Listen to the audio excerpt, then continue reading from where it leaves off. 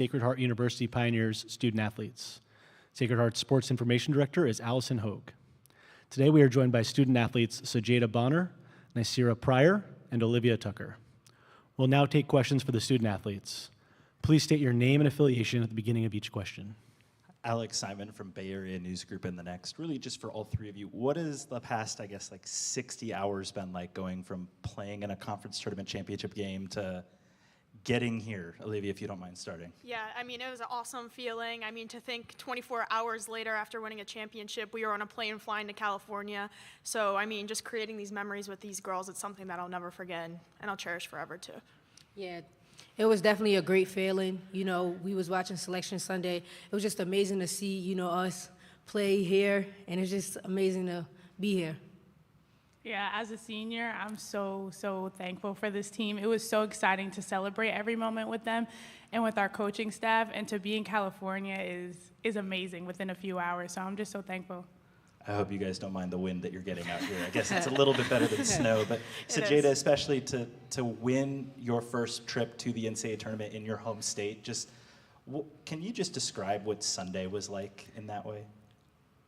It was amazing. My whole family was there. My teammates' family.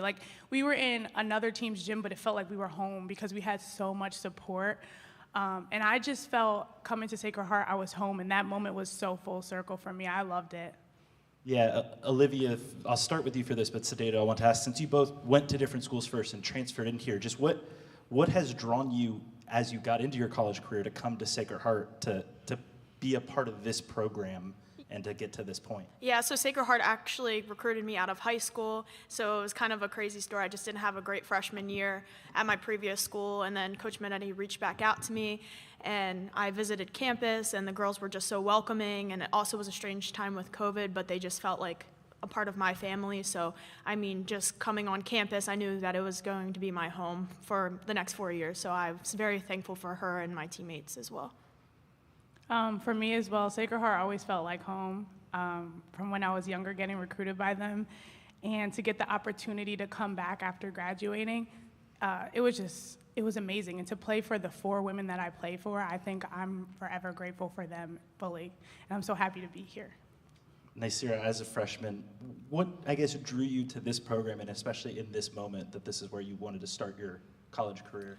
Yeah, to piggyback off of what they said, I came from a big family, so this school just felt like a big family to me, and that's just why I chose to come here. And also, what better way to win with this team? We went through so much throughout the whole season, so the biggest thing for us was just to win and come together, and I think y'all can say the same thing, that we just love our team and we wanted to win.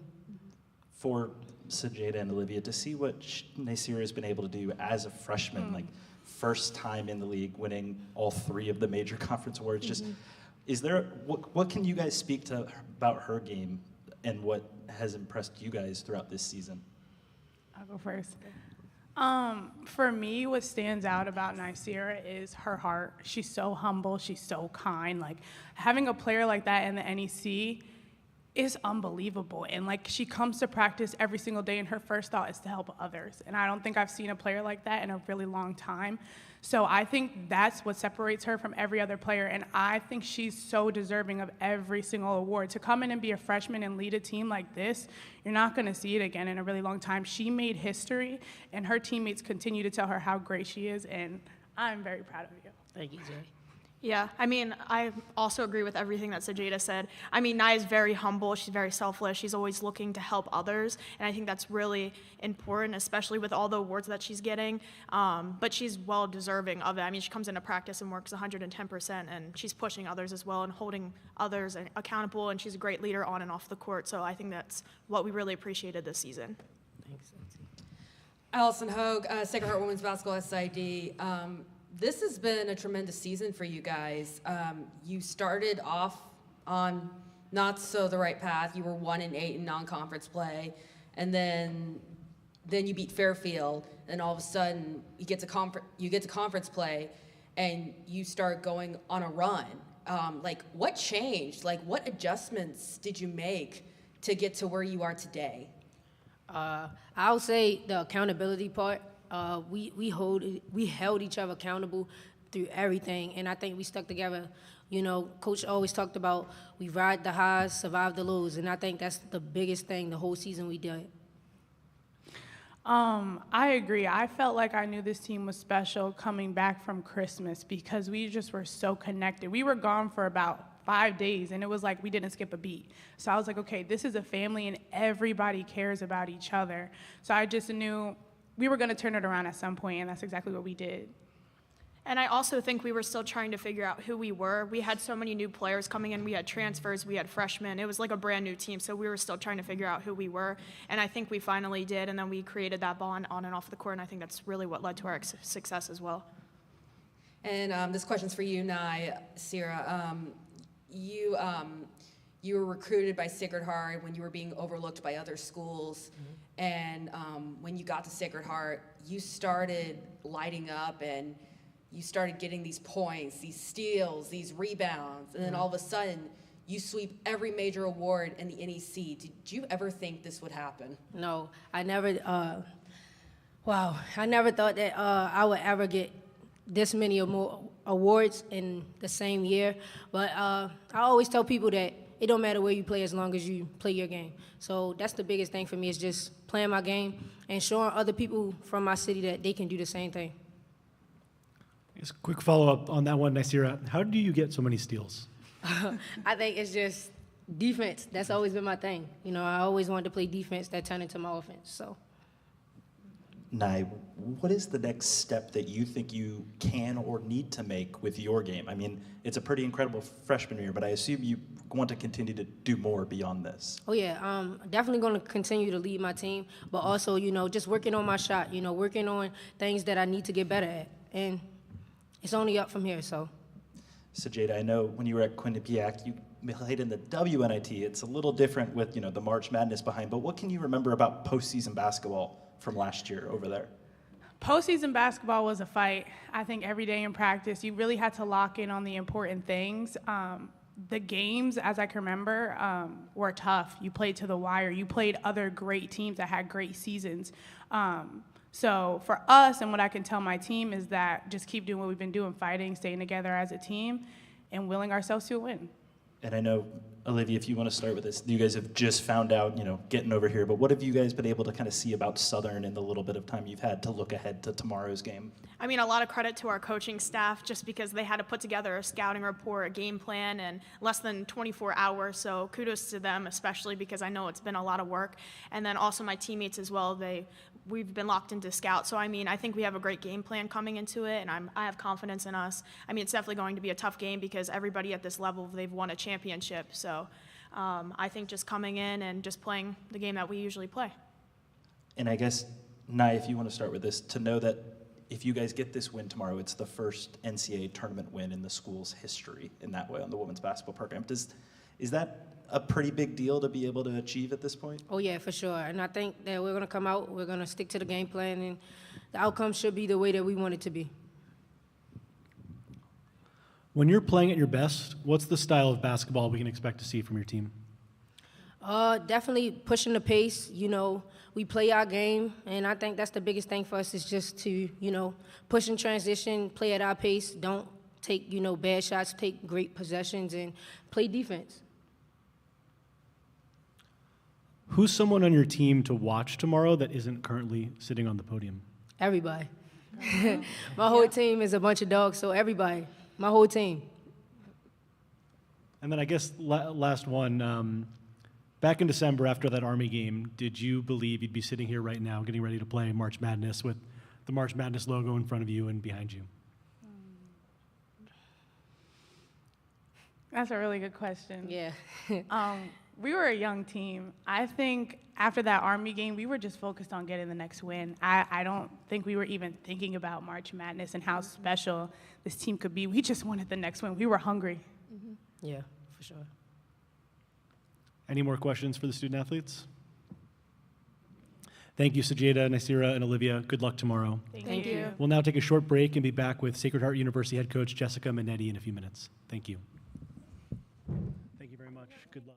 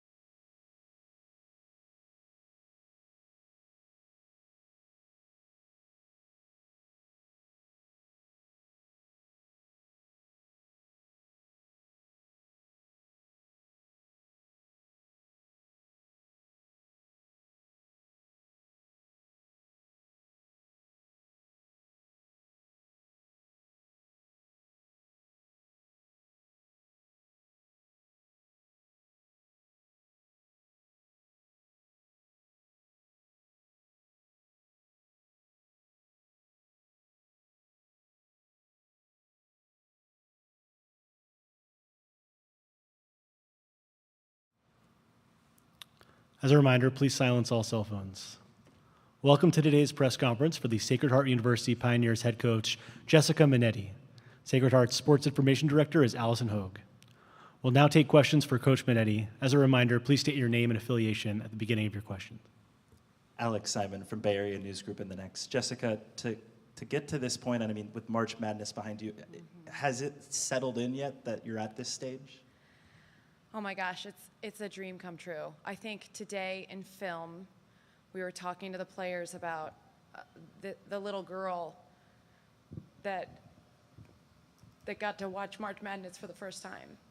And I think, sorry, I don't mean to get emotional, but I think these moments are so special because you work your whole life for this. Some coaches never get to experience this.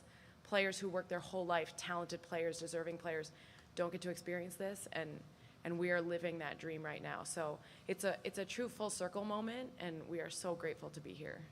I got a tip from somebody that on a podcast that you are on coming out tomorrow that you've been coaching for quite a while, but had never won a postseason tournament. To kind of get this achievement that way, just what can you say to this group as to how they were able to pull it off? That you could not have written a more incredible story. You talked to my players earlier, 2 of which we recruited and told us initially no, and ended up coming back here to play this year and last year. You talked to our freshman, who is one of the most special players to ever come through our program, to ever play in the NEC. She's amazing. And just to be able to share this has been incredible, you know?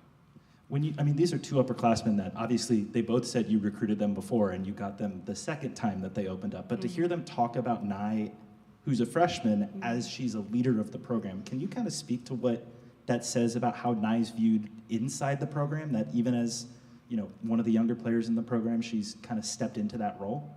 Yeah, we knew Nye was going to be special in the recruiting process. She holds herself with such poise on the floor. She's a floor general. Nothing really shakes her.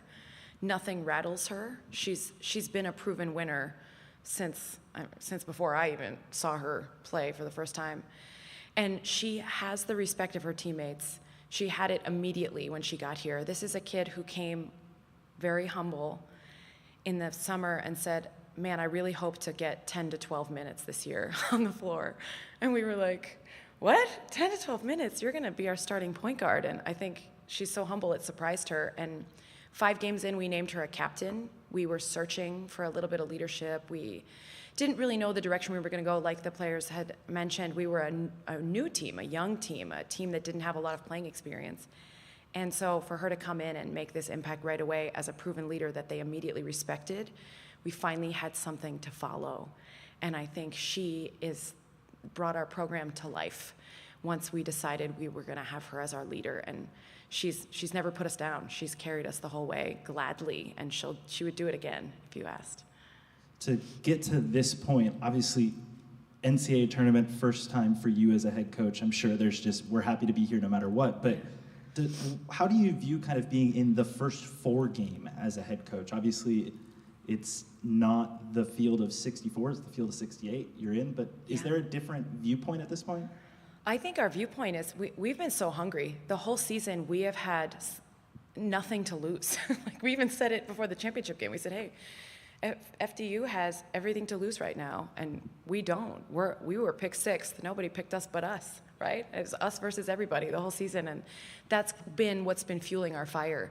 And so I think to be in this first 4 game against a comparable team, a very good team, I've watched a lot of film on them in the last 48 hours, we're hungry. We're hungry to continue to make history. You know, we talked about writing this great book this year, and every time we have an opportunity, it's a new chapter. And this is another chapter that we want to write. Our story's not over. And so if we can continue to write our chapter and make history, we would be so proud. We'd be so proud to bring that back to our university and our basketball program.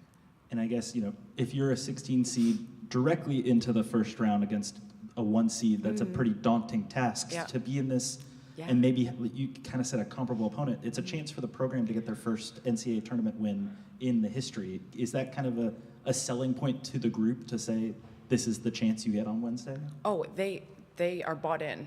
They knew it when we saw, first of all, when we saw that we were in this region. I mean, most of these kids have never been to California.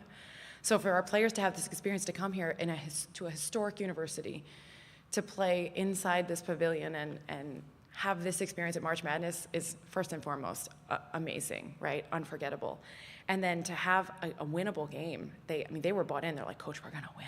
You know, they were hyped. They were talking about it. It's been on our mind since we got on this beautiful plane that the NCAA provided for us and came out here. So yeah, we're super excited for the opportunity to make history and hopefully get this win and meet Stanford on Friday and, you know, see how it goes. Sorry that the weather couldn't be a tiny bit better for you guys when you got out here, but I guess it's better than snow. When you approach a game against a team, I know that they won Saturday night, you guys win Sunday afternoon, and it's just high flying. But what is the thing about Southern on film that kind of stands out to you as you've gotten the scout on them? You know, they were a 4 seed that gritted their way to a championship. I mean, they beat Jackson State, a very good team in the semifinals. Their guards are athletic and dynamic and get downhill, and they play tough. They're physical, and you know, similar to us on paper. We're very similar from a number standpoint. So I think similar to us, they're hungry. They have been fighting all season with something to prove, and so I think that matchup will be really an exciting one to watch. I mean, you're looking at 2 teams that nobody picked really to win it all, and we're now battling out at this on this national stage. So it'll be really fun. When during the season did you start to believe this might be the team that would get you over the hump and get this program back in the NCAA tournament? That's a great question. We went through it in like the player said, that non-conference was tough, but we were always right there. I think we saw really positive glimmers of hope even in these moments of loss where once we figured it out, we could start to believe like, hey, we just got to put 40 minutes together. We'd put 30 minutes together, 35 minutes together, 22 minutes together. You know, I could think of some games where I'm like, man, I just wish we could get one quarterback. So I think we had a big turning point when we came back from Christmas break.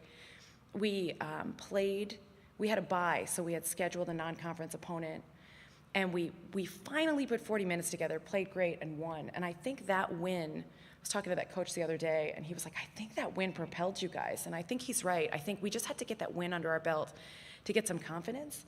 And then our first 2 conference games, we were able to put 40 minutes together, and from that point, I blinked and we were 7-1 in January. And I was like, oh my gosh, we're really winning. Like the players are really buying in, they're believing, they're holding each other accountable, they're doing all these things that we had struggled with.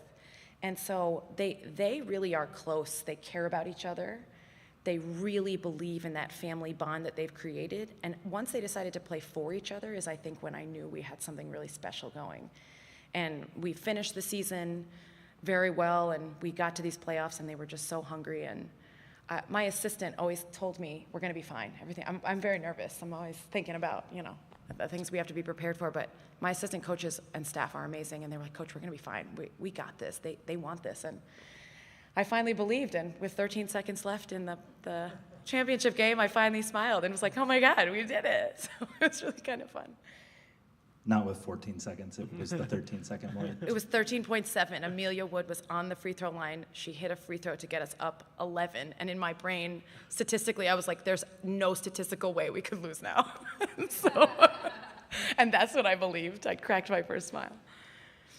As you get to this point, you want your players, I'm sure, to enjoy the moment. Is there, I guess maybe, you know, right when you hit the practice floor here, is that when you're hoping to flip the switch, or do you kind of want them to be balancing that enjoyment the entire time? Oh, we've asked them to live in this moment with us the entire time. I mean, from the second, I think we pulled a bus up to a chartered plane and they stepped on with all their cameras out. I mean, we've been documenting every second of it. This is a once-in-a-lifetime experience. So we've really challenged them to say, hey, we got to lock in and take care of business, and this is a business trip, and we're here to win, but man, enjoy every second of this. This is incredible, and you earned it. Nobody gave this to you, and you should feel really good about it. And obviously, you know, with the first four, it would mean if you guys make the run all the way that it's an extra game to play, but it does give you guys an opportunity where everybody in women's basketball is going to be watching Sacred Heart tomorrow night. What can that spotlight kind of mean for the program? It's so special. I've been the head coach here for 10 years, and we've been very close to getting to the tournament for a long time. And we've had great players, and I've had an administration that you would die to have as a head coach. They're so supportive. And we knew that getting this program back to the national level was going to be really important. And so for us to be able to play here on this national stage and represent our university, they're the best. We have the best fans. We have the best support. We had all the athletes send us off on our journey out to California. It would mean so much to us to be able to continue to make our university proud and really bring basketball back to that national level. I know you touched on it a little bit earlier, Coach, but I know most coaches, when they get up here, will always talk about their student athletes, their players, but you've been here 10 years. We know how hard coaches work. Yeah. What does it mean for you to be in the NCAA tournament, for you? Yeah, it's surreal. I almost still can't believe it. There are moments when I get really emotional when I'm sitting in my room thinking about, oh my gosh, like I said earlier, you work your whole life for this. I've dreamed about this. I used to watch UConn. I watched UConn win a national championship with Jen Rosati and Rebecca Lobo when I was 18 years old. And you dream of it. You dream of having a chance to be here, and we do work really hard. Everybody works hard, right? You have winning seasons and losing seasons, and you're just grinding, and I'm beyond grateful and thankful for the support system over the last 20 years now. I've been coaching that I have had in my life and that our players have had in their lives, and having the opportunity to just be here I will never forget this. It is amazing. What do you, to focus very inwardly on your team and the game tomorrow, Yeah. obviously with the guards that they have, I guess when you know how aggressive Nye can be defensively, is that kind of an ease in your brain, or do you always have to worry just a little bit if a whistle's a certain way, if there could be trouble in that regard? I'm always worried. There's never a minute of the game where I'm not thinking about what the worst possible thing that could happen is. But I also think I trust the team, and they protect Nye.